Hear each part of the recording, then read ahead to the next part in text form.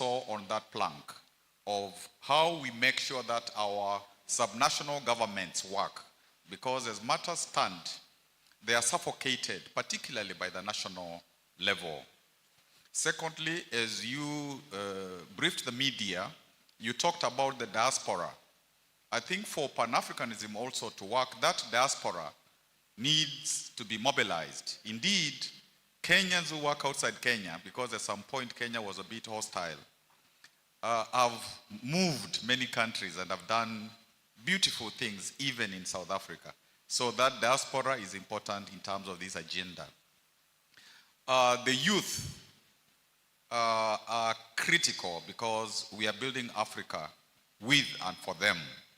And again, when you arrived at Jomo Kenyatta airport, you were able to say that Pan-Africanism must be built on the shoulders of young people who are our present and future. And indeed, the African Youth Charter is very eloquent in terms of, like, when one looks at Article 10, 11, how the youth of Africa can be part of mobilizing Pan-Africanism. So that's a charge we give you everywhere you go, to talk to the youth of Africa, to tell them it is time for them to take back their continent. Lukenya have been here severally, Governor Mutula, when I was a governor like you, and this is a prime institution. And I would ask you once in a while to come over and see what's happening.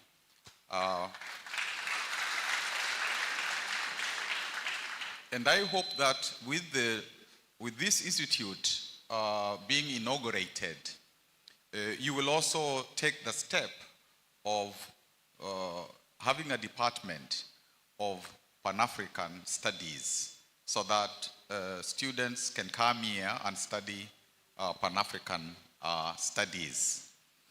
Let me conclude. I don't know why Wanjigi didn't think of also offering me then the deputy presidential.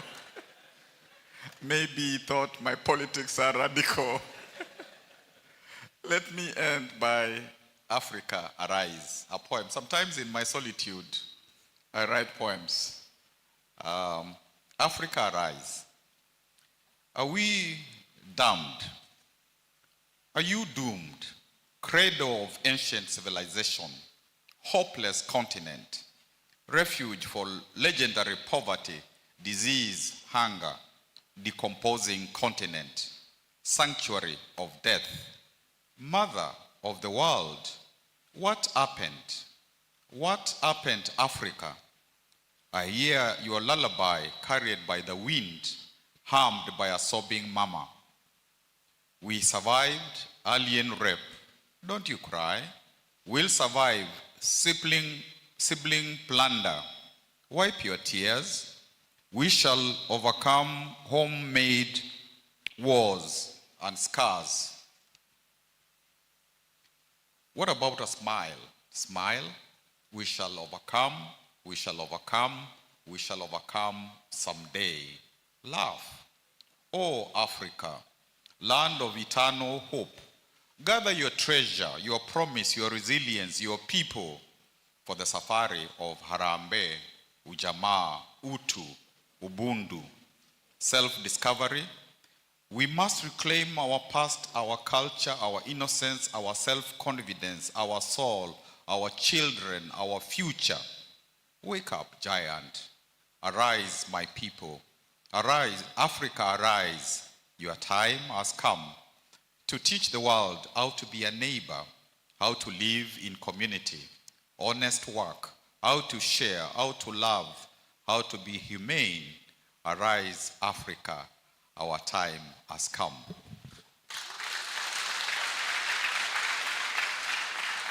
Asanteni and arise, Lukenya University. Thank you. Thank you. To our chief guest, of course, accompanied by PLO Lumumba, We have missed you in the public scene. Every time you speak, we take our notebooks because we are going to learn one or more complicated words.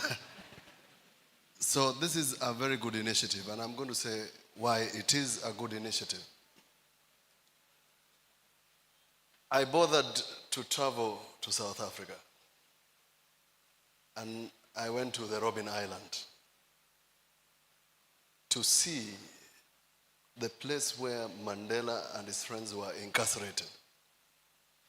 The person who took us on a tour, who was a victim, told us, do not cry. But by the time they finished the tour, I can tell you, you cannot not cry.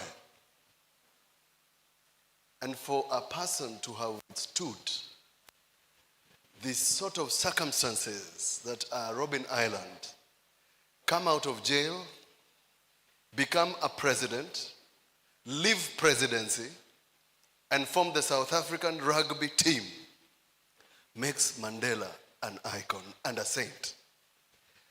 Now, why is this important? The generation we are speaking to, Mandela, Kwame Nkrumah, Julius Nyerere, and all these African heroes are nothing but textbook stuff. They can't relate. They can't relate to the struggle. But here in their presence is a person who rubbed shoulders with Winnie Mandela, Nelson Mandela. So what is missing in the Pan-African struggle is the story, a person who knows the story, to tell the story. And that's why this is important. You have started a journey, together with the professor here, a journey to awaken this continent. Because somehow, and we must confess, you are just among the few people who are speaking truth to power. Because I've watched you. I've watched you interrogate a judge about his past judgments during the apartheid. That is the portion that I miss of being a legislator. Because you can speak truth to power. So what you have started today is a journey of these young people to tell them that we are here enjoying the fruits of somebody who made a sacrifice like Nelson Mandela. So that it reminds you that you have an obligation. You have an obligation to your nation. So just like your famous speech in the burial of Winnie Mandela that ran viral, give us a signal. Give us a signal. Because that is what we need in Africa. I have said and I mentioned to you, your music is our music. The Nigerian movies, I don't want to tell you about it. They love them. So deep inside, all of us are the same. These boundaries are colonial boundaries that were placed there to divide us. And we must go back to the drawing board. With those few remarks, welcome to Makueni. It's a pleasure for all of us to welcome you here. I feel privileged as the governor to welcome you here. I traveled all the way to watch you. Now I'm going to sit here in Makueni and listen to you.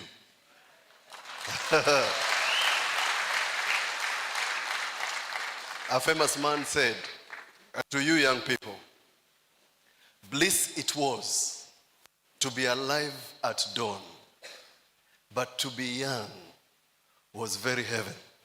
To be in the presence of Malema in Makueni County is very heaven. Thank you very much. Thank you, Governor. That was wonderful. Thank you. A big clap for the governor. All right, so let me recognize the presence of Professor Micheka, who was my Vice Chancellor. Please rise up. Jomo Kenyatta University. Some of these are your students here, Professor. Thank you very much. Thank you. Let me also recognize our friend of Lukenya University, the CEO of Rentco East Africa, Robert Nyasimi. Thank you very much. Because of you, we have our chief guest here today. We don't take it for granted. He's also our platinum sponsor for our marathon. And yes, we do have a marathon next year in March, and we are looking for partners and collaborations in the African style. Let me recognize Her Royal Highness Joanne Yelbet. Please, this is your Royal Highness. Thank you very much. All the friends of the Board of Trustees who are here, and all of the other friends, even if I've not mentioned you, we don't take it for granted that you're here to support this wonderful cause. And so that I can finalize, Chief Guest and Chairman, we have our ultimate Pan-Africanist amongst us. Somebody who has dedicated her life to service. 30 years plus of educating young people, of supporting communities, of engaging with communities at all levels. I can't describe to you her love for the environment. And part of the reason why this setting was chosen, as remote as it is because of her belief that we will not rise as Africa if we leave anyone behind. And our rural setting cannot be left behind. We must focus our efforts here. Otherwise, we will never be able to feed ourselves as a continent. And this Pan-African lady, we are here because of her. All this is because of her effort. And I want you to please rise up and help me welcome our founder, our mother, our matriarch, Mama Mulwa Kasanga. Comrade Power.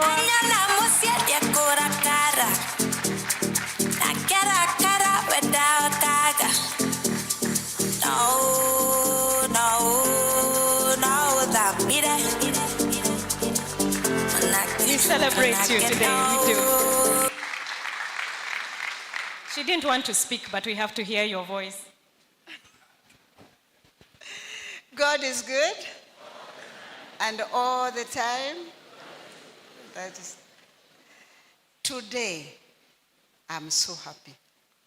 Malema, our son, like the governor said, is here, and we are going to listen to you. Our governor, our son, is here. We are going to sit. We have listened to him, and he is most welcome to this corner of his county. Professor, you remember the day we called you to launch the concept called Lukenya University. And you know, he couldn't speak because a lot of politicians also took a lot of time, you know, but he said, he gave us his speech. And he said, the belief that this corner can be something is the best idea he has had. And today we are with you. So we thank you for bringing our son Malema from the southern tip of the continent to here. Jimmy Wanjingi and all the others who are here, my chancellor from Boston, we are so happy today. You know, Jimmy, I was reading last night about the pyramids, and they are still discovering things underneath the pyramids. So Africa is still unknown to a great extent. But we need the leaders like PLO and our son here to bring out Africa to the world, the proper Africa. Thank you very much indeed. Thank you, Mama. Thank you so much. Comrade Power.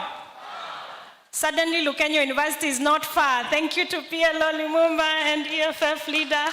So I'm done for today. Please, let's enjoy ourselves. I will hand over the mic back to the MC. Thank you very much. God bless you all.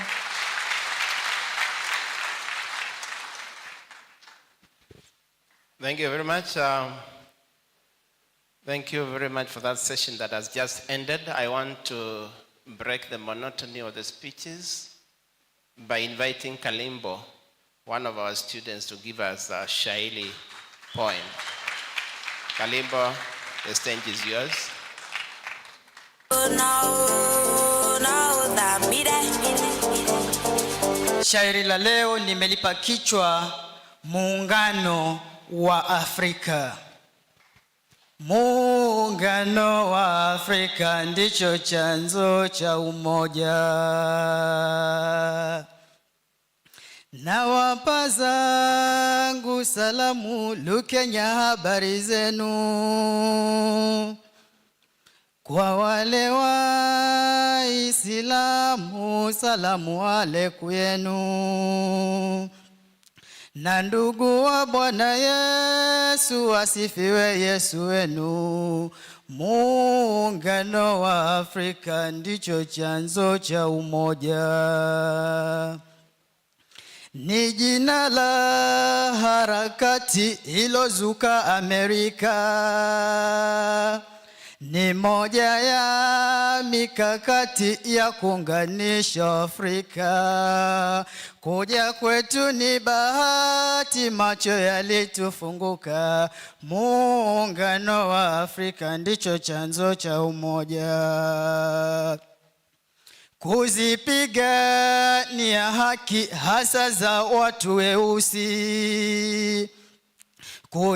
Kujikomboa kwa dhiki, kukomesha unyanyasi. Ipate kuondoka chuki pamoja na wasiwasi. Muungano wa Afrika ndicho chanzo cha umoja.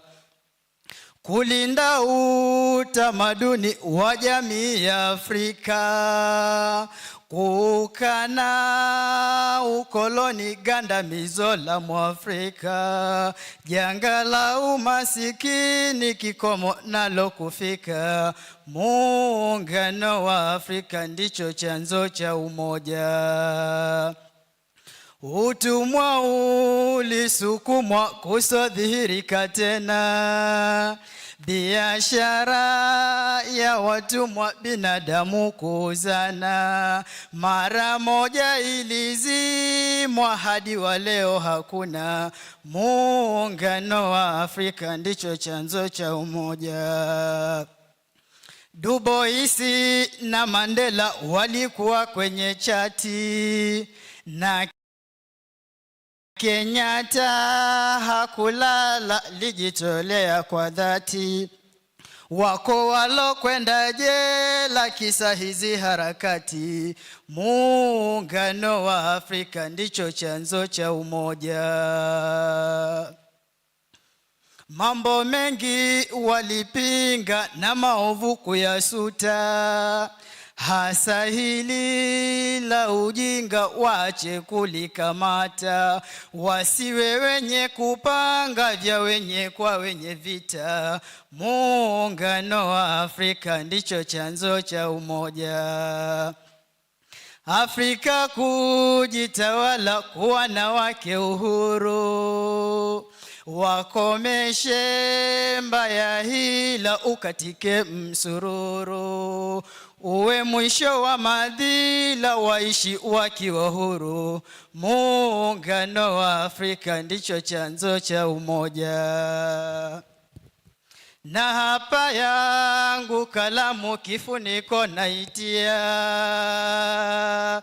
Imeisha yangu zamu, kikomo nimefikia. Niliyowapa elimu vizuri kuitumia. Muungano wa Afrika ndicho chanzo cha umoja. Muungano wa Afrika ndicho chanzo cha umoja. Muungano wa Afrika, mweusi apate haki. Mtunzi na mgani ni mie wako Joshua Kalimbo. Shukran. Thank you very much, Kalimbo. That's our student. I want to invite, for the sake of those that don't understand Kiswahili, another narrative from Nyawira. A narrative from Nyawira. It's a short one. Then PLO, you prepare to take the stage.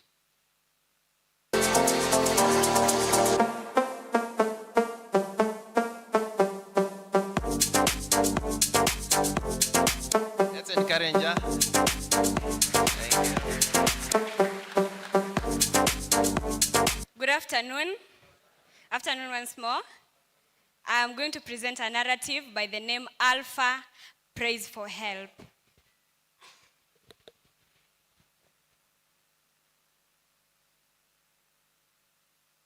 With this pen and paper, I am writing my letter for an Africa that is better. My heart, hurting, aching, and bleeding. As I write this letter to you, stranger, to me, you are not a stranger. Dear Malema, do not just pass by. Hear my humble prayer. Let me, I dispose this bitter letter through the bedroom window for somebody, anybody, to help me.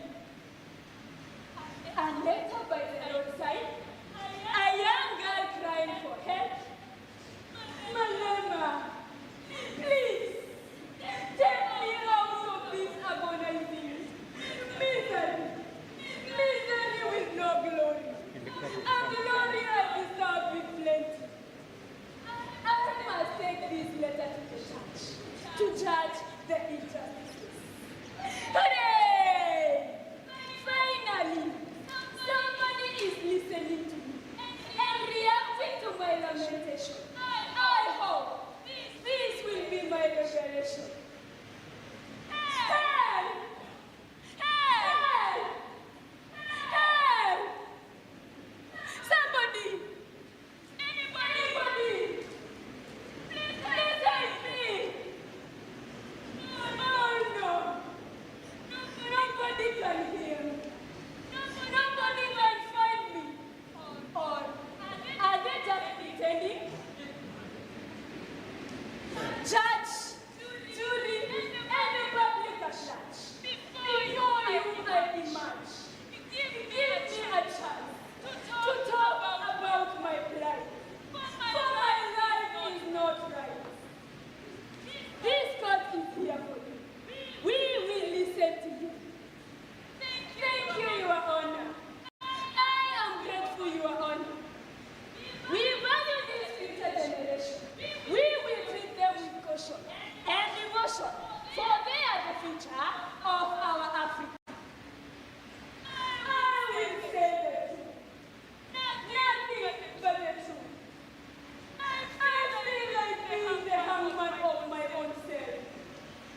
For no one seems to offer any help. Mother! Mother! Mother! My mother! Gone so soon to rest in the world of the spirit. My father! Lost so deep in the world of the ones in the spirit. Hopeless and helpless. I am never cater for myself. I get help. Is the only help I get. Alpha, do this. When you are done, do that. And don't forget to do this. But I am not a machine. I can easily afford a machine and kick you out into the streets. Your Honor, this is the kind of treatment I receive. Please, deliberate on my case. A very sad case. Sadness and sadness itself. In your courts, I find peace. You are a minor, not to be employed.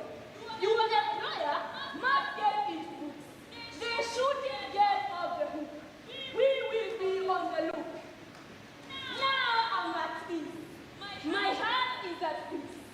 Now I'm in school. Life is school. Concentration on my education. Free from all that humiliation. Working towards my dream realization. A Kaira in a weather presentation. A Lukenya University production. A Kodundo Island creation.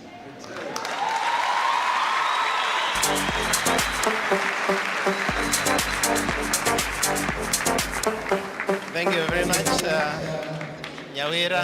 We appreciate you. I want to take this opportunity because of the interest of time to invite Professor Patrick Lumumba to take his speech. Let's kindly celebrate. Let's celebrate. Thank you. Thank you very much. You may resume your seats now.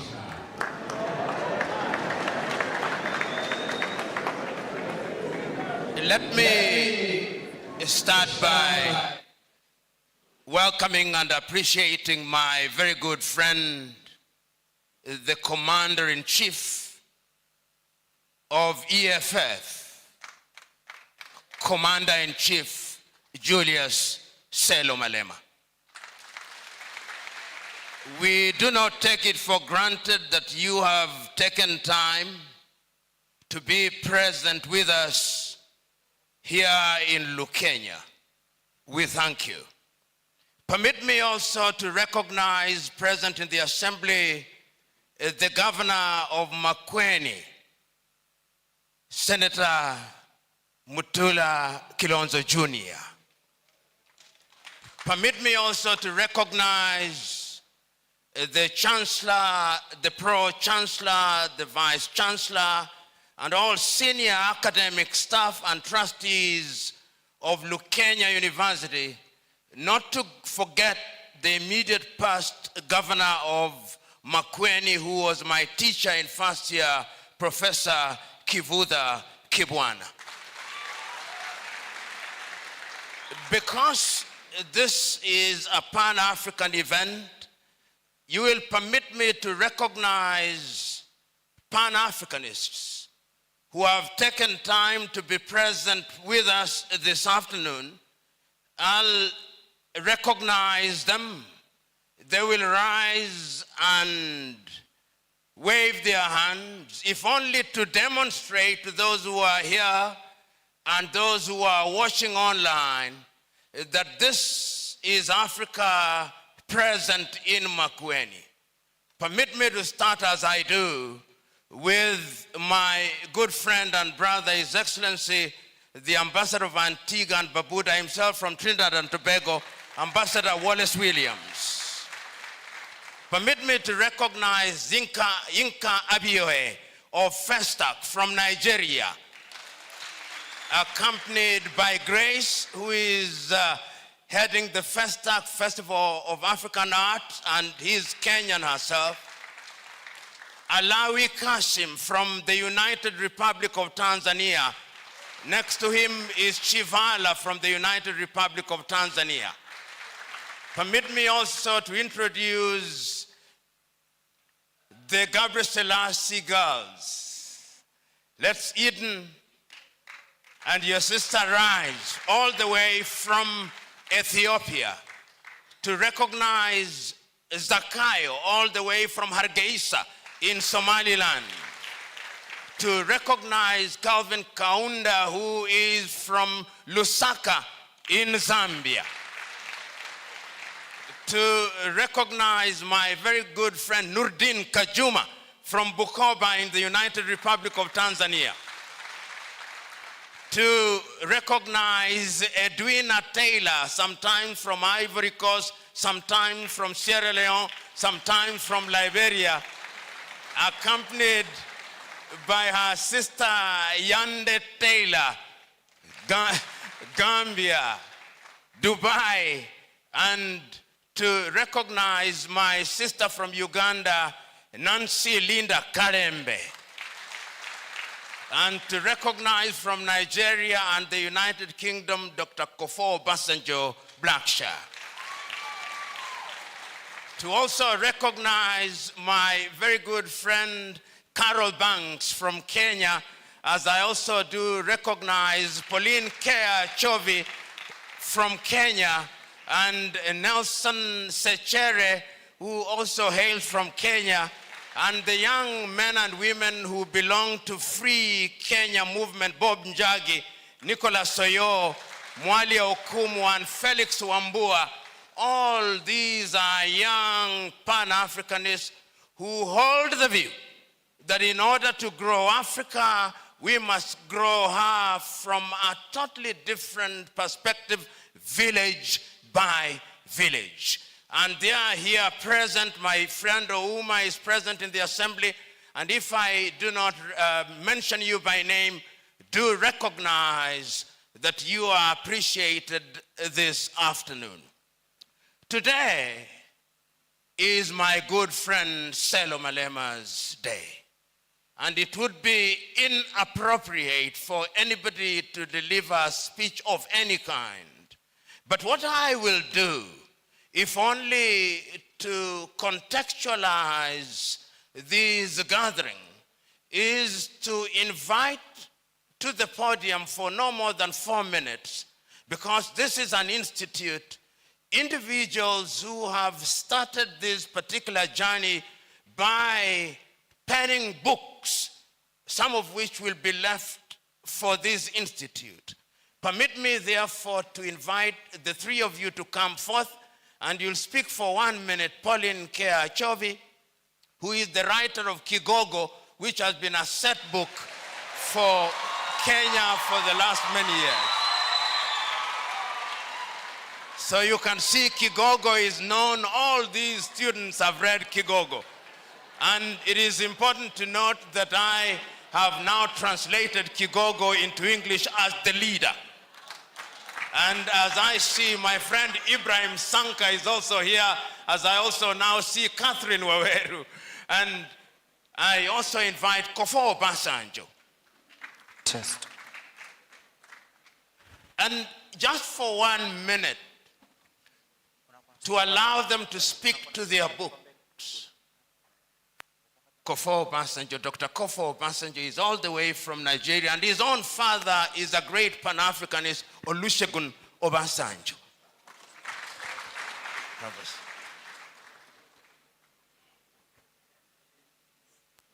Where is Carol Banks?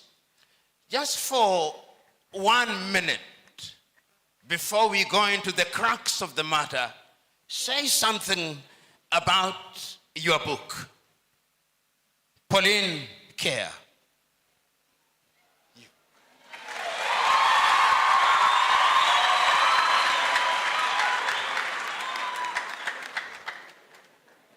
All protocol observed. I will take very little time. I think most, if not all of the students seated here have read Kigogo. Thank you.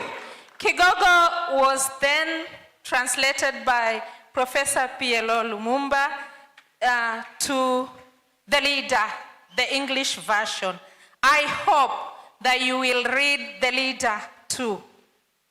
So I will just talk a little bit about the leader or the Kigogo. I wish I could speak in Kiswahili because it's in Kiswahili, but for the sake of our visitors who are not conversant with Kiswahili, but we are making Kiswahili a lingua franca for Africa, and so very soon we will not have excuses to use English in such forums.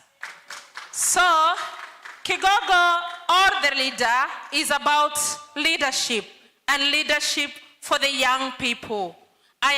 The majority of you know what I am talking about. I will pick on a character. The young people here know a character called Sudi in the play. Sudi says, did you like Sudi? Yeah. Did you like Tunu? Yeah. Majoka. So Majoka is this evil leader. And so Sudi at some point, he's just completed his university course, and is actually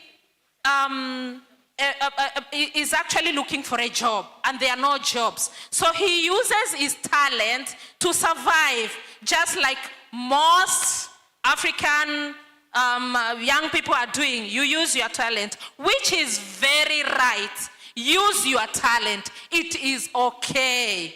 Use your talent to do whatever that can make you survive. It is okay. So Sudi sits, and there's one of the young people who is not really awake. I mean, they're just asleep in some dreamland. So Sudi says, I am going to sculpture the history of this country. And then the other one says, in fact, he says, I'm going to write. The other one says, you cannot write the history of this country. You are not a writer. Then he says, if I am not a writer, I am a sculptor. I am going to sculpture the history of this country because it was not written well. So today, I tell you young people, if you are a doctor, you need to do your medical things afresh. If you are a historian, write the history of Africa afresh. If you are doing business, do business in the right way, the African way. Do business afresh. If you are a farmer, remember our seeds. Plant African seeds. Do agriculture the right way. Do not write agriculture afresh. Thank you. Thank you so much. Thank you very much. Let me now, for 1 minute, invite Carol Banks, who has written about ethical leadership. 1 minute. When you see me stand, it means you stop. All right, Prof. Thank you very much. Ladies and gentlemen, good afternoon. I am privileged and all protocol observed. Private sector people, we mess up a lot of times when it comes to protocol. But I'm very excited to see Mr. Hedda. He may not remember me, but I was a young nurse at the Nairobi hospital where he used to be a surgeon. And I'm very happy to see him because healthcare practitioners rarely get to speak in forums. And being a trained nurse, I took a journey of courage, and I became a managing director of a Fortune 500 company. And everywhere I've been to, everybody asks me to tell my story. Top 40 Under 40 2019, please, will you tell your story more to show young people that it can be done? And what a beautiful thing you did today, Prof, to have young people in a hall like this where I can actually have the courage to tell them that it can be done.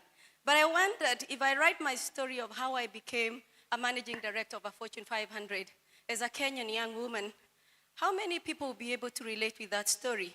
Maybe a few, maybe not too many. But if I coin it in a book that really addresses some of the issues that we are dealing with as Africans in Africa, and showing it that it can be done in the straight and narrow, like the teacher was just saying. I've read Kigogo, so I understand what she was saying. And Kigogo is basically leading ethically. And so I combined my story of where I come from, how I was brought up, the challenges I faced, my nursing career, the people that held my hand, because you should never really forget where you come from. Sorry. What did I say? Where I come from.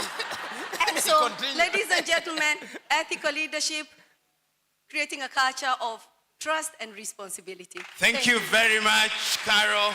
And I don't want them to reveal too much about the book. You'll not buy it. So the whole idea is that you buy the book. Thank you very much. Let me now invite Domtila Mwanzia, who has written a book, Challenges Faced by Women Head Teachers.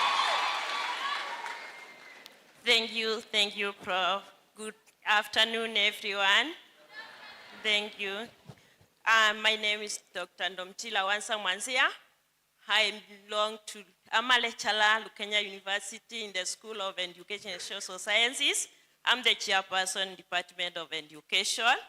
I was motivated to write my book, Challenges Faced by Women and Teachers in Public Primary School, because as a younger teacher, I was elevated to the office of David end teacher in the primary school.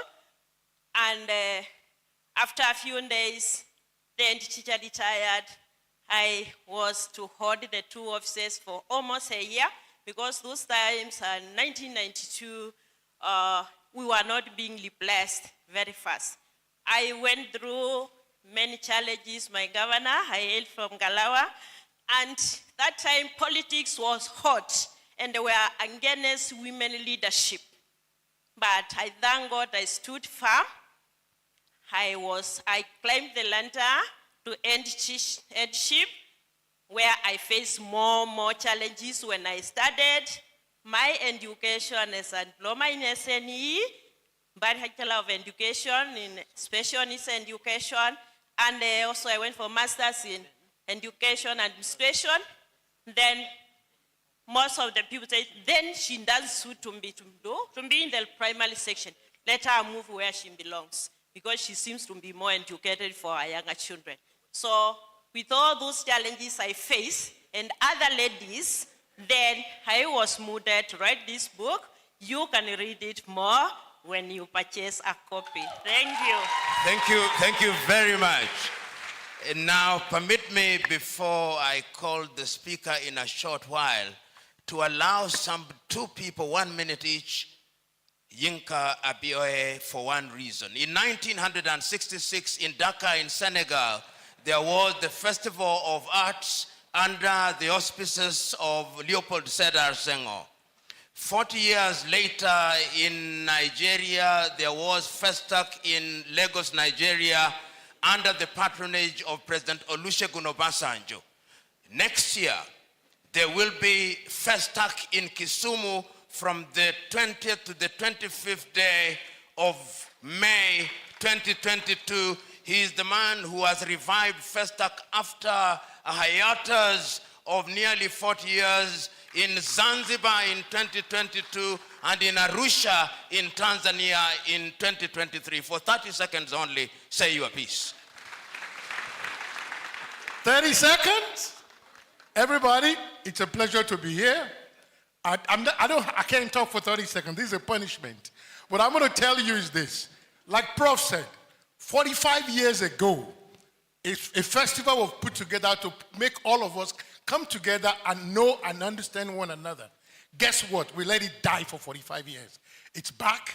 It's every year going forward. It's Africa Month.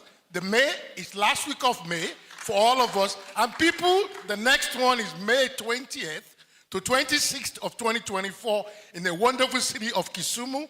I look forward to seeing all of you to celebrate who we are as people. Viva Africa. You made it.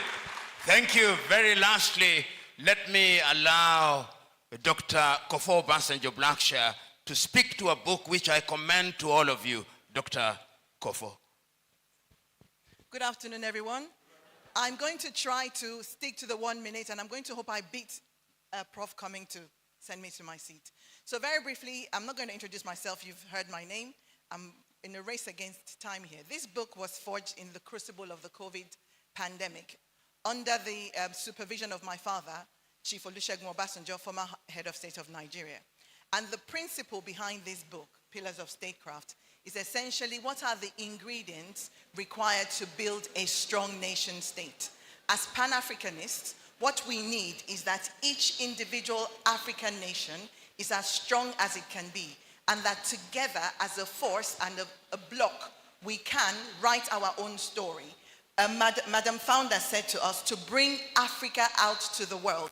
This book is about forging African nations so that they are strong and that as Africans we can thrive and then launch out into the world. Unleash our youth. We are the only continent that is growing. We need to unleash our youth who are healthy, who are educated, who are equipped as a force out there to take the world back and to take Africa and really launch it into a space where we have partnerships on our own terms. We're no longer a continent that has things done to it. We're now a continent that has partnerships and effective relationships where we own our narrative and we don't have our stories told for us by other people. And I think I made it. Thank you. The other person who has written a book in absentia is Professor Suki Mwendwa, a book called Sing Your Song. It is a book that I also commend to you. May I now humbly request you to resume your seats. And having done so, may I now have the podium to be brought.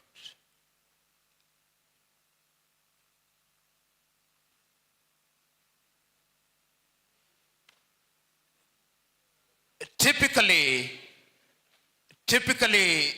when one is invited to speak, long introductions are made.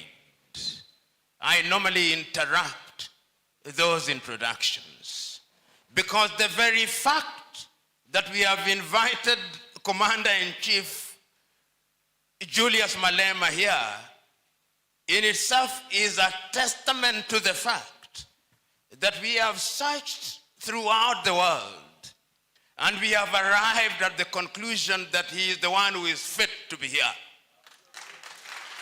So his very presence in this assembly is a testament to the fact that he is a Pan-Africanist. It is not mine to talk about him. But when we talk about Pan-Africanism today, we are talking about Pan-Africanism in the context of those who preceded us. We are talking about Pan-Africanism reminding ourselves of Sylvester Williams of Trinidad and Tobago, who convened the first Pan-African meeting. We are reminding ourselves of Marcus Garvey.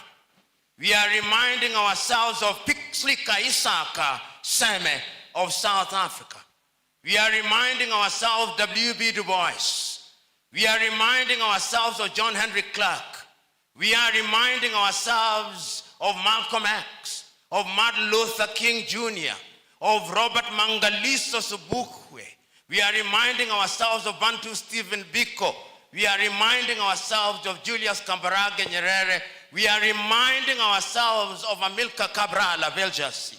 We are reminding ourselves of Ahmed Ben Bella, of Ahmed Sekou Toure, of Samora Moises Machel, of Agostino Neto, and all those great men, Winnie Madikizela Mandela. We are reminding ourselves. And therefore, when we come here on this occasion of the Pan-African Institute, we are reminding ourselves that we have philosophized for too long, moralized for too long, agonized for too long, complained for too long, criticized for too long, critiqued for too long, blamed others for too long. We have allowed ourselves to be defined for too long, and that the time is now to define ourselves. The time is now to organize beyond agonization. And that is why it gladdens my heart as I will, in the next 30 minutes, invite Commander-in-Chief Sello Malema to also invite to the stage individuals who will welcome him as he delivers his speech, because it is these individuals whom we start with, and through cross-fertilization of ideas, they are germinated the Pan-African Institute. Tony Nyanja.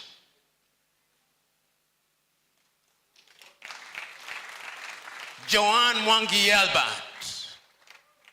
Sylvia Kasanga. If indeed they say there is a thorn among the roses, I am but that thorn. Behold the roses. That said, Juju, these are your people. Amandla, Maibuye, Maibuye. You don't know how to respond. When I say Amandla, you say Awet. When I say Maibuye, you say I Africa. And when I say I Africa, you say Maibuye. Amandla, Amandla, Maibuye, I Africa. Juju, speak to your people.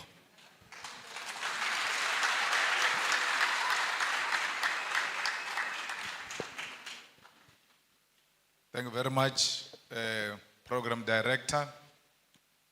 Let me take this opportunity to send revolutionary greetings to the esteemed professor, a friend of mine and a brother, PLO Lumumba.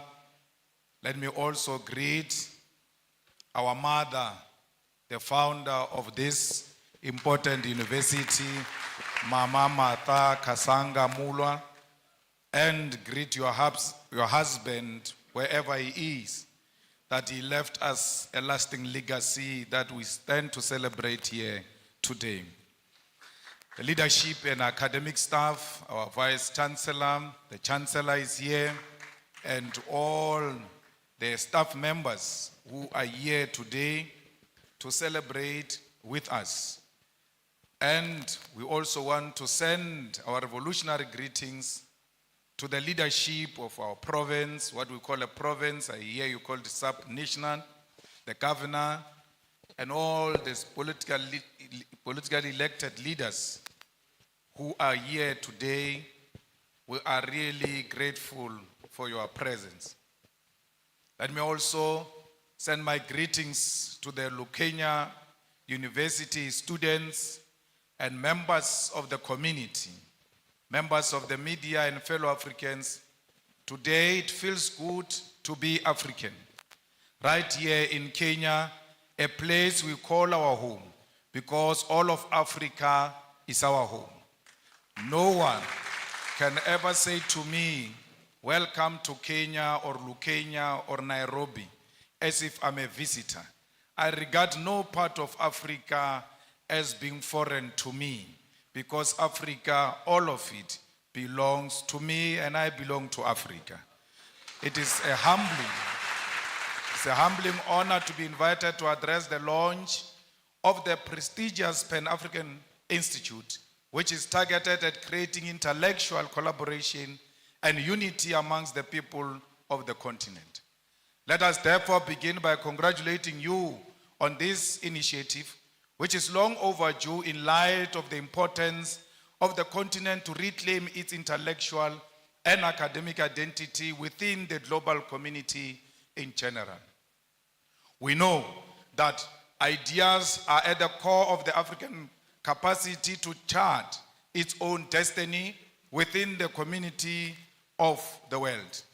Intellectual sovereignty has to be forged through research and development that is steeped in African experiences, African problems, and African questions. The economics of the African Academy have been part of the modalities of the broad draining of our resources. Because of lack of dedicated funding, many thinkers in the continent are taken in the general brain drain driven by Euro-American institutions. As we have seen over the decades, there is no way Euro-American is going to fund an intellectual project that will see Africa truly become intellectually sovereign. A truly sovereign Africa is a threat to the imperialist establishment that continue to determine the agenda and control of our resources. It is also inspiring to see that our esteemed Prof. Lumumba and those who are joining him in this initiative have chosen our continent and Kenya in particular to establish an intellectual research and knowledge institution. Accordingly, our first duty is to call on sons and daughters of the continent, both based here and in the diaspora, to jealously fund this institute and ensure that it create and charts a unique Africa based on an original thought, because we have a duty to chart our own intellectual path. We are also inspired by the fact that the institute concept of Pan-Africanism include all people of African descent. That is, those in the continent, the Americas, Caribbean islands, Europe, and Asia.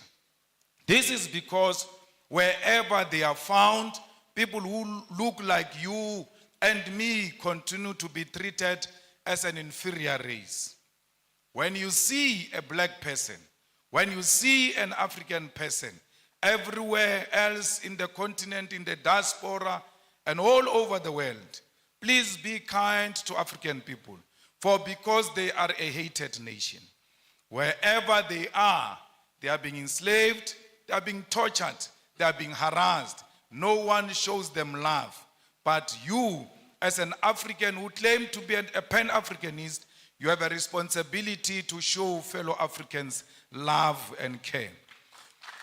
The genocidal, and catastrophic transatlantic slave trade and colonialism are the historical twin towers that plugged the humanity of Africans into the dark night, which to this day seem to have no end in sight.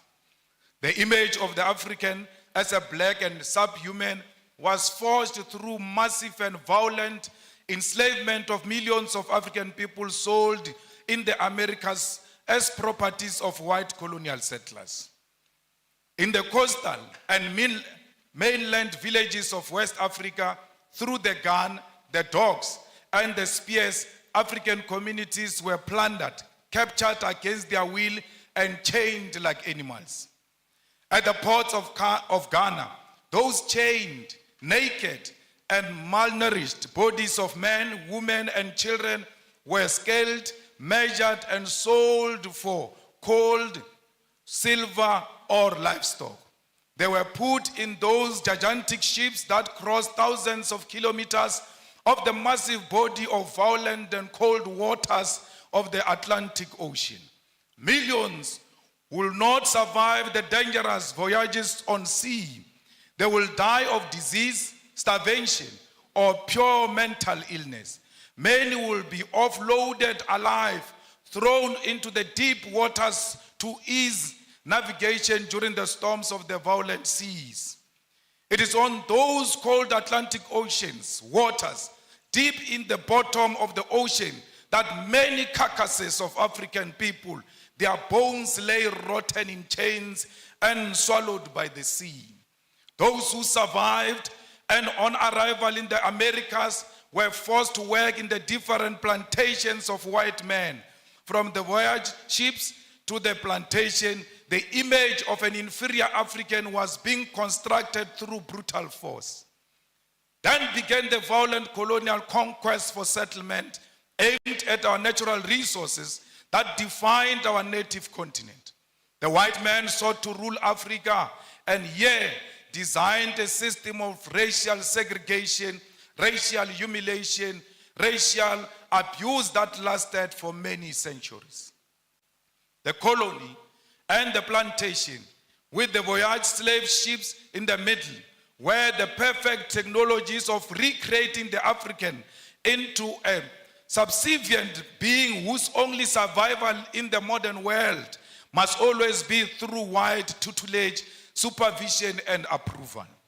The transatlantic slave trade, colonial conquest, and colonial rule are responsible for the zombification of the African soul and its intellectual damnification and the psychotic condition where Africa and its people cannot handle their affairs without white supervision.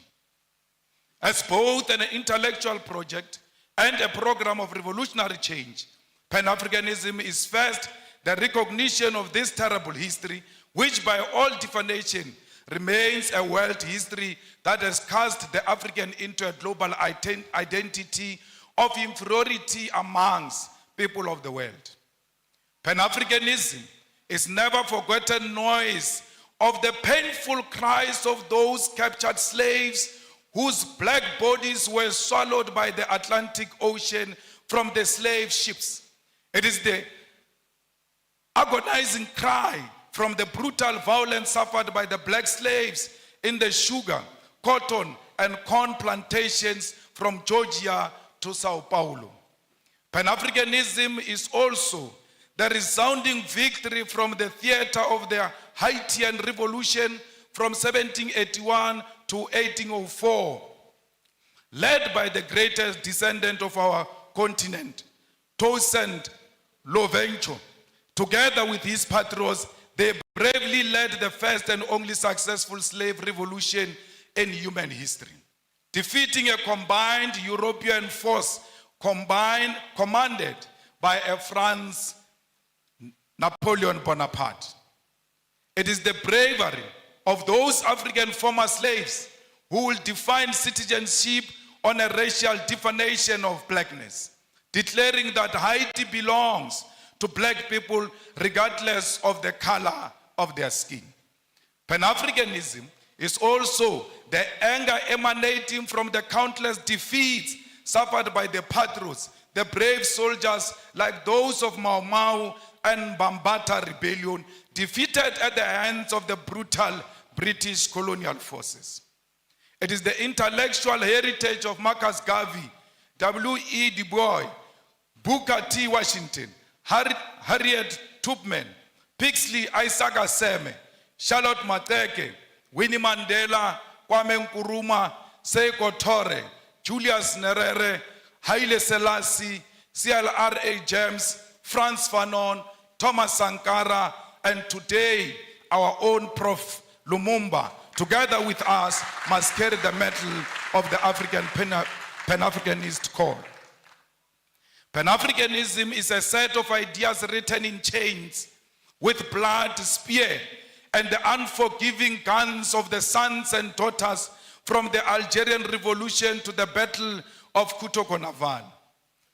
It is the one-party state of Africa as a whole, as professed by Marcus Garvey.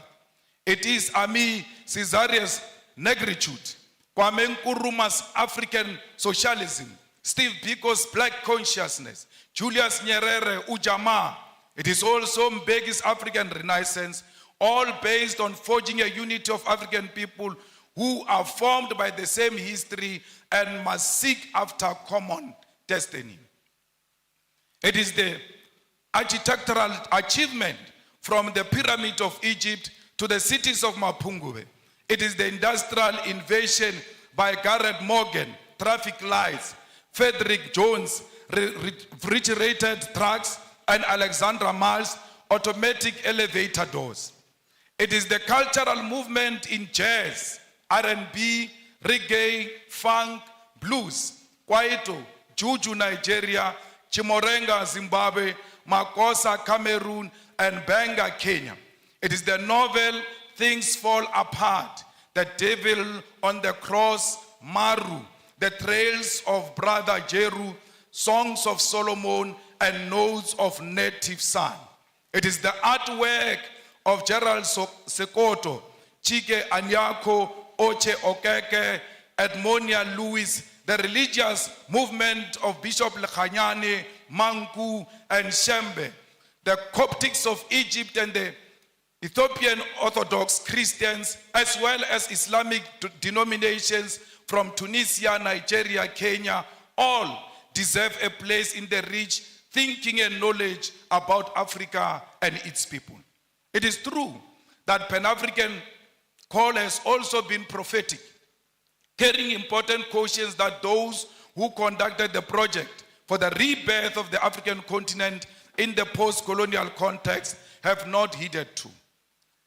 In the pages of Frantz Fanon, Ratchet of the Earth, lays a critique which, since independence in the 1950s to this day, leaders of African people have failed to give programmatic response to this call. First and foremost, the Pan-African call is a call for African unity, not cooperation, collaboration, or coexistence. Many of you confuse the unity of Africa to mean collaboration or cooperation. We don't want to cooperate. We don't want to collaborate. We want to be one, and being one means we must share the same vision and the same direction. Yet many over the past half a century have chosen cooperation, which has given way to neo-colonialism. That is to say, for African leaders to continue colonialism without direct rule by colonialists. The launch of the Pan-African Institute right here in Kenya must help us intellectually to shift towards revolutionary Pan-Africanism, contribute to resolving some of the historical mistakes, blunders committed by post-liberation movements.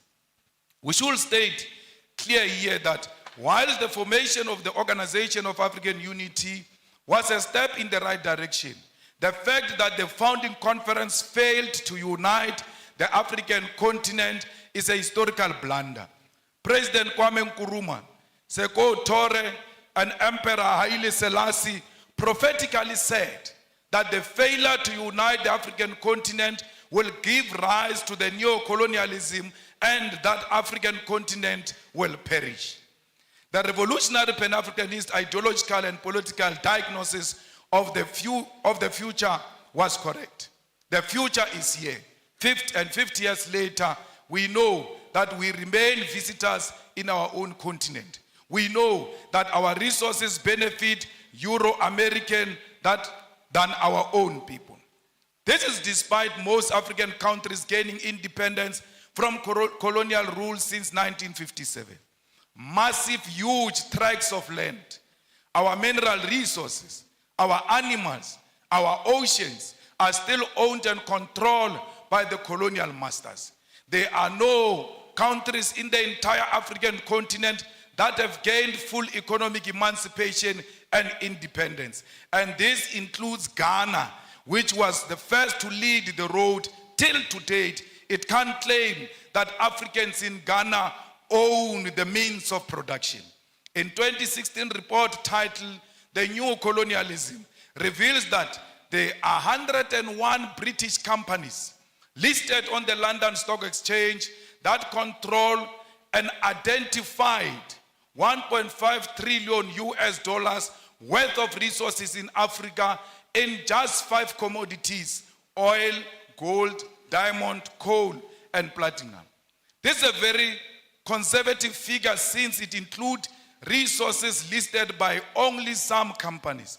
Many companies do not provide the figures of the resources they control.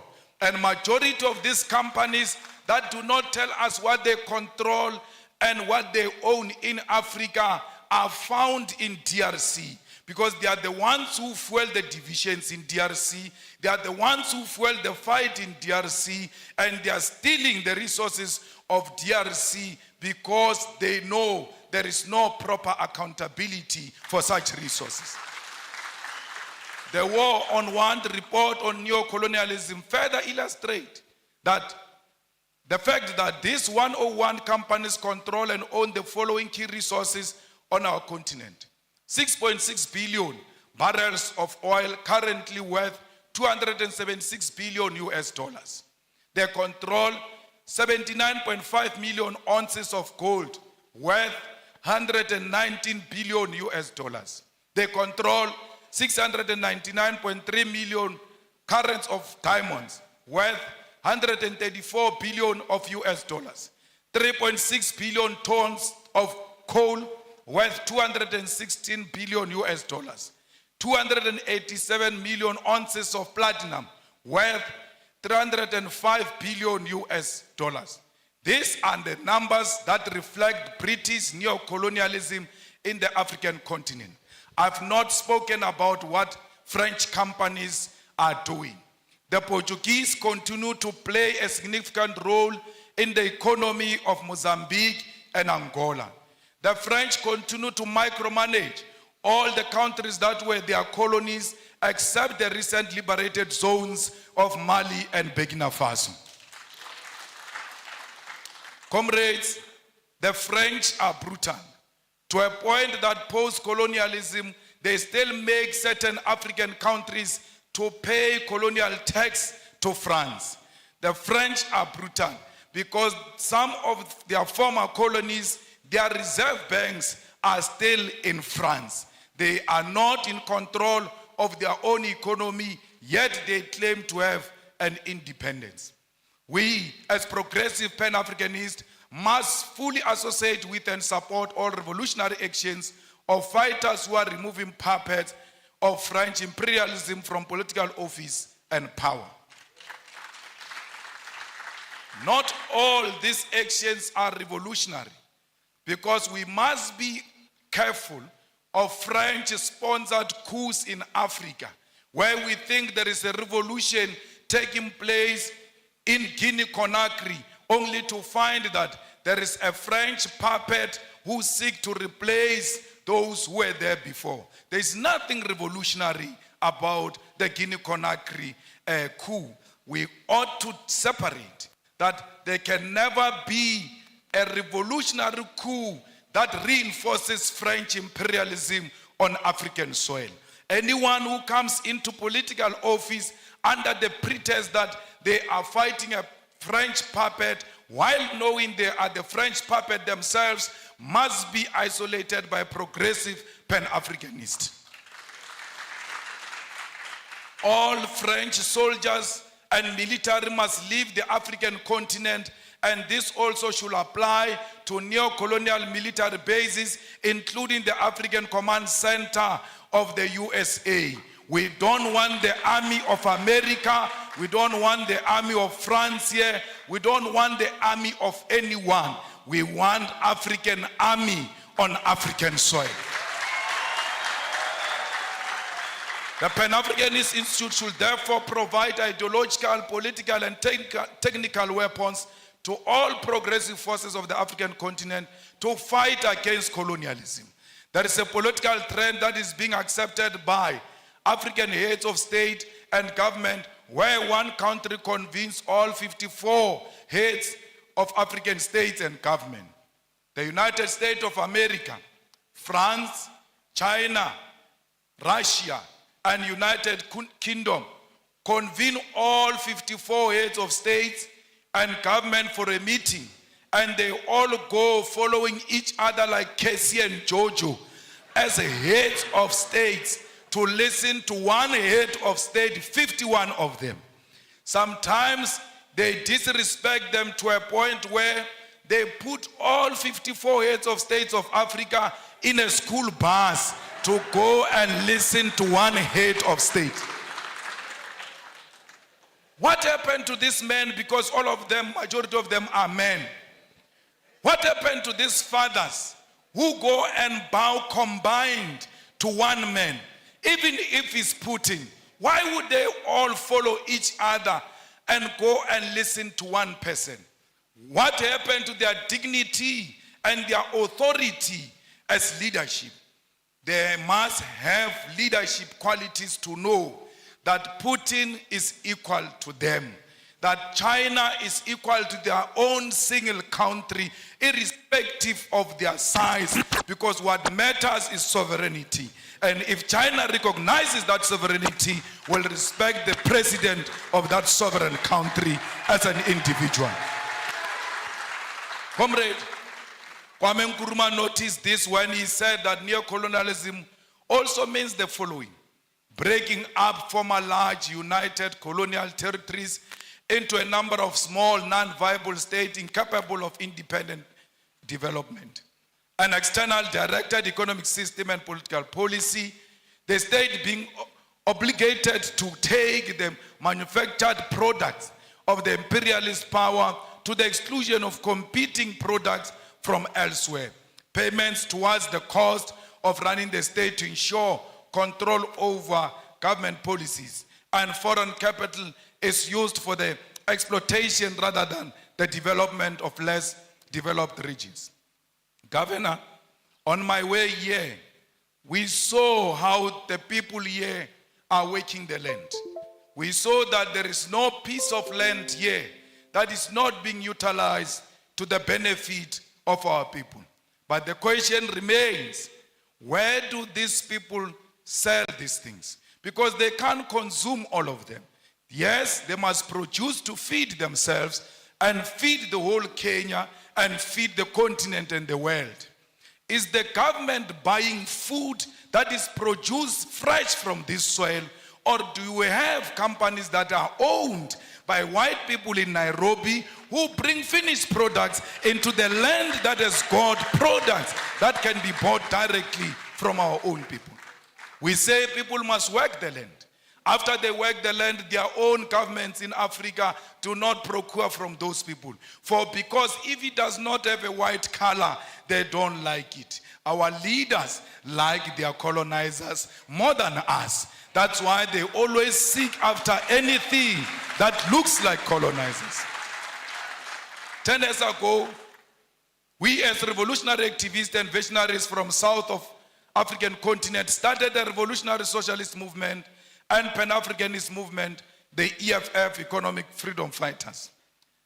When we formed the EFF in South Africa, we told them that our organization is not for South Africa. Our organization is for all Africans. And we said this. We said this during xenophobic attacks of our people in South Africa, where people were being attacked because they come from outside South Africa. We chose to side with our people because we're necessitated by the fact that we love ourselves. And if you love yourself, you'll see a person from Tanzania in you. You'll see a person from Nigeria in you, because we are one thing. We as the Economic Emancipation Movement did not only say we are Pan-Africanist. In one of our cardinal pillars, we said South Africa must engage in massive investment of economic development in Africa. Because if you keep on saying people are coming to South Africa, are looking for jobs, are going to take jobs from us, we can stop this thing of people coming to South Africa. How do you do it? Go and build massive economic development in African countries so that people can stay where they are and they can feed themselves from where they are. No one wants to leave his own home into some strange place. We leave our homes because we are searching for greener pastures. If there is an ESCOM in South Africa which is failing to give us electricity, but when it was well and still running according to how we wanted it, ESCOM had the capacity to electrify the whole of Africa. Why are you not going into the African continent and electrify the whole of Africa? Why is there no train that moves from Cape to Cairo, making sure that trade in Africa and movement of goods and peasants is easy? Because if we do that, there's no one who can leave Lusaka to go and stay in South Africa. They can get into a train, go and do what they want to do in South Africa, and come back home and develop their own countries. We must make sure that this Africa is linked together. We must violently demolish the borders that exist between our countries, because those are not our borders. You cannot worship a border between Tanzania and Kenya and come and sit in this hall and say you are a Pan-Africanist. A Pan-Africanist means the first task is to get rid of colonial borders so that we bring Africa together in practical terms. I don't know if President William Ruto means it, because he said so many things and I can't locate him these days, because the things he said during election and the things he's doing now are two different things. I don't know. Because I heard him saying we need to do away with the dollar and build our own currency. But his actions are not speaking to anything of doing away with the dollar. The latest being putting a red carpet for a murderer, a person who killed the Kenyan people, coming into this country, receiving a red carpet and being saluted by our own army. This is not a Kenyan army, it's not a colonialist army. The Kenyan army is a product of the Mau Mau rebellion. And those who killed our people in the Mau Mau rebellion cannot be saluted by the same army of the children of those who were killed during Mau Mau rebellion. We have a duty to stay true to the cause. We have a duty to remind the King and Britain of what they did to us. Indeed, he shows no remorse. He says this was bad, it shouldn't have happened. But he runs short of, I apologize, I am sorry. He will never say he is sorry, for because he thinks that his race makes him superior and he's not qualified to apologize to those who are junior to him. We call upon the Kenyan government to be firm and to decide what they want to be. Do they want to be Pan-Africanist or do they want to be proponents of neo-colonialism? You can't have it both. Only one call must be made, and that call is of Pan-Africanism. It's not easy being a Pan-Africanist. For because the mindset of our people is so colonized, they are going to isolate you. They are going to look at you as if you are a mad person. They are going to look at you as if you are unreasonable. But it is a cause worth pursuing because of the generation that came before us. We don't want visas. We want one currency for Africa because our currency can be more powerful than the pound and the dollar combined, because London has got the biggest storage of gold, yet they don't have a single smallest mine of gold. Their economy is based on our minerals. And if we safeguard our minerals and protect them and say out of these minerals, we are producing a currency that is going to compete internationally, we stand a good chance. We need African Central Bank. We need African Monetary Zone. We need African military combat, because these pockets of wars that are happening in Africa are not of our own making. They are sponsored wars so that those who continue to steal our resources can do so uninterrupted as we fight ourselves, amongst ourselves. So we need a military, a common defense system, the African High Command that will ensure the stability and security of Africa.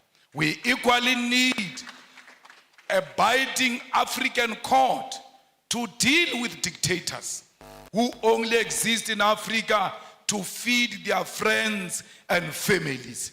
Those people must be prosecuted the African way, because ISIS is not meant to fight any crime, it's meant to pursue political fights. That's why ISIS will not declare a warrant of arrest against Netanyahu, but can declare a warrant of arrest against Putin, who has not bombed a hospital, who has not bombed a refugee camp, who has not declared a war on a certain ethnic group. We as Revolutionary Economic Emancipation Movement also associate with what Guinea's president, Sekou Touré, said in 1963. He said, above all, we must avoid the pitfalls of tribalism. There is tribalism taking place in DRC. All our leaders have taken a platform to support or to be against this one or that one. They've spoken on Palestine. They've spoken on the war between Russia and Ukraine. But I'm still to hear the stand of President William Ruto about the ongoing war that is not covered by anyone in DRC, where people are fighting over territorial expansion and plunder of resources, and blacks are killing other black people, and we pretend that we don't see.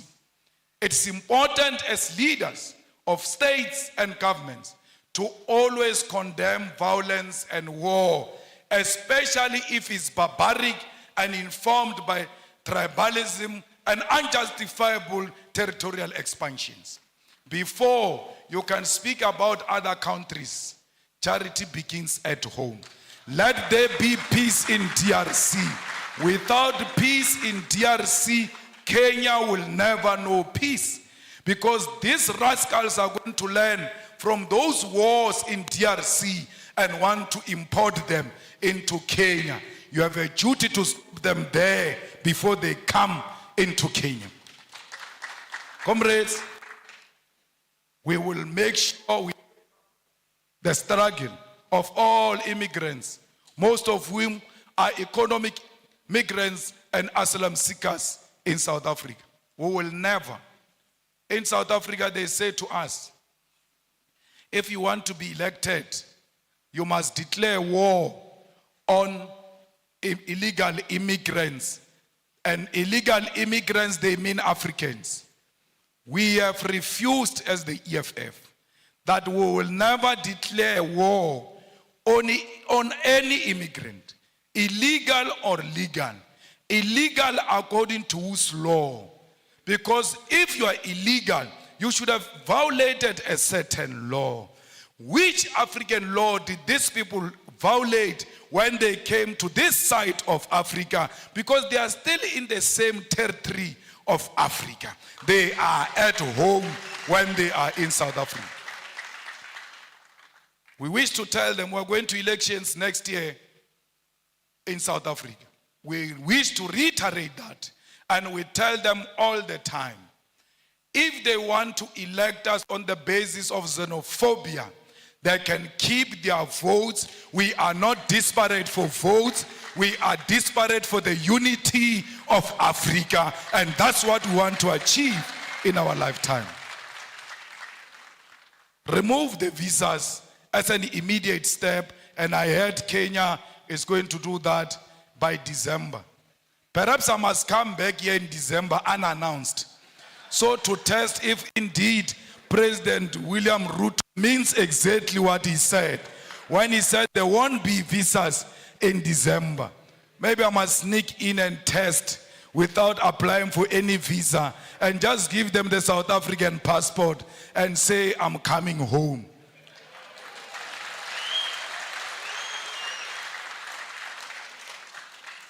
Mama, we want to commit in front of you and all the dignitaries who are here and the students that this Pan-African Institute will be supported by the EFF. We will ensure that indeed it has got a home in South Africa. We will not only support it verbally, we will put money into it, we will pay the staff members of the institute, we will also pay the offices of the institute, because we believe that we must speak one language as Africa. We will donate the books here at the university to ensure that every African writer has got his or her book in the Pan-Africanist Institute. Let's all spread the gospel. Indeed, it was not a mistake to launch it here in the rural areas, because no one must be left behind. If you can carry on your back the rural communities, you have no any other option to go anywhere except to go to the urban. But if you start from rural, there is no way you can cover the urban. But if you start from the urban, you are going to be reluctant to come to the rural. We are starting here to liberate our people in the rural areas, and we're going to the urban to ensure that everybody hears the message. Tell President Ruto that the people of Palestine are what Mau Mau was. Tell President Ruto that the people of South Africa are what Palestinian people are today. Where our land get encroached, where our land just get taken, and we get killed on our own land, we get tortured on our own land, we get imprisoned on our own land. When we fight, they say we are terrorists. This Nelson Mandela you celebrate, for 27 years, he was in prison because he was a terrorist. What crime did he commit, which the Palestinians are not committing? His crime was to fight for the liberation of the people of South Africa and the oppressed world all over, including the people of Palestine. It can't be correct that President Ruto, knowing the history of this country and the history of South Africa, comes and tells us that it's with Israelites. Our war is not on Jewish people. Our war is not on pregnant women. Jewish pregnant women. Our war is not on Jewish children. Our war is against a Zionist apartheid state of Israel. And that's what we are fighting. So if you got money from some Jewish person, we are not fighting that funder of his. We are fighting the state of Israel. We are not fighting individuals. We are fighting the state of Israel. At the age of 9 years, the Boers walked into my house and turned everything upside down, stripped my mother naked. When I see what those children of Palestine are going through, I can immediately relate that this is what apartheid looks like. We cannot be Pan-Africanist if we can't associate with the oppressed nation. Our Pan-Africanism is based on the basis that we are an oppressed nation ourselves. And everywhere else where we see an oppressed person, that person is our sister, that person is our mother, that person is our father, because we are not free until the whole world is free from imperialism and colonialism. I don't know if you'll regret inviting me after this. But my problem is that I tell my truth as is. And I say it to authorities without fear or favor. Till today, no one has ever sued me legally successful. Till today, no one has imprisoned me, because you can't imprison or sue the truth. The truth will always prevail. Comrades, we must make sure that as we live here, our sympathy is with the oppressed people. Look at Cuba. Its crime was to choose a different economic system to what America has chosen. And then they are under more than 60 years of economic embargo. What crime did the people of Western Sahara commit against Morocco? We are at the center of speaking the truth as a Pan-Africanist institute, because we've got the ear of the continent and the diaspora and the whole world. And this organization we are launching today, Prof, will live forever and ever, because you only speak the truth yourself to power. And you always make us politicians to want to check if indeed we are still on the right track. So an institution established by a person like you, we are guaranteed that it will live for long and it will live for generations to come. That's why we are proud to be here. I was not brought by a plane here. I was not brought by a car here. I was driven by the spirits of those people who were dumped in the oceans. And when they were dumping them in the oceans, their cries are still crying loud till today. They did not dump them in the ocean only. They dumped them chained on their hands and their feet, and they could not fight. When the sharks were eating them in those oceans, they could not fight. Even if you know that today I'm going to die, but it is always good to die fighting. That you must hold the shark even when you know it's going to swallow me. I must die fighting. Those people who died in the ocean said to me, you ought to arrive there. Because what you guys are going to start there is that which is going to seek reparations for us.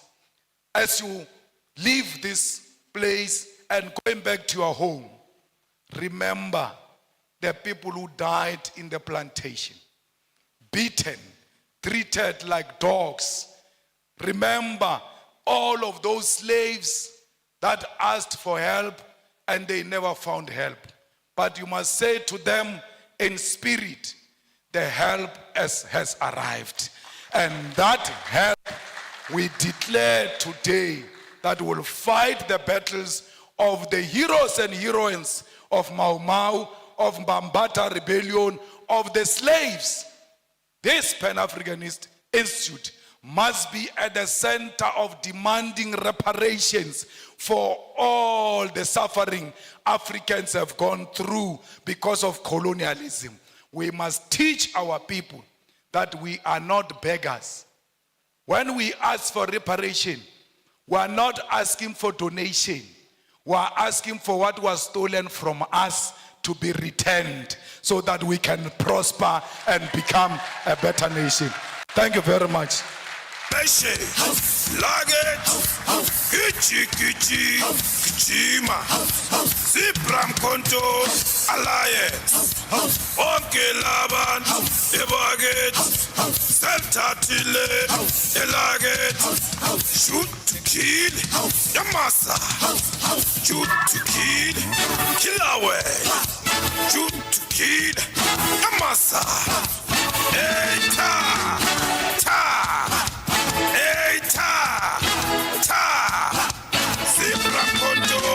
Alliance, Seltatile, Laget, Seltatile, Laget, Ta,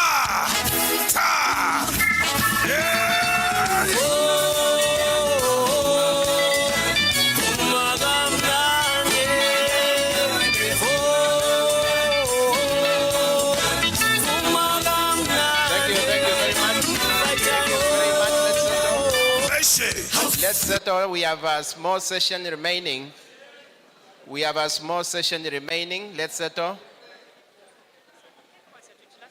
Okay, Kitino.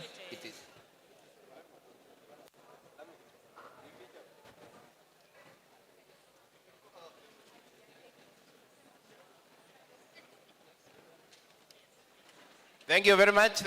Let's settle down. We want to get to a small session. Chief guests, Julius Malema, we want to unveil the Pan-African Institute. That's a small assignment that you have before we get to a cake ceremony where we'll be led by Ines, our Royal Ines. And the cake is already here with us. So I want to invite you to come and take us through this, and you need to be flagged by PLO, Governor Mutula Kilonzo. Please accompany the chief guest to come and unveil the Pan-African Institute. I don't know whether you have a word for it. The Board of Trustees for Lukenya University kindly come. The Chancellor and even the Chair of the Council kindly join the chief guest in unveiling the Pan-African Institute.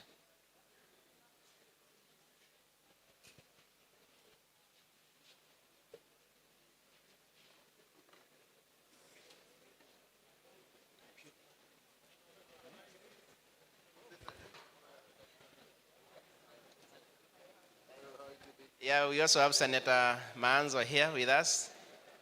Senator Manzo, you can also join us for the unveiling of the Pan-African Institute.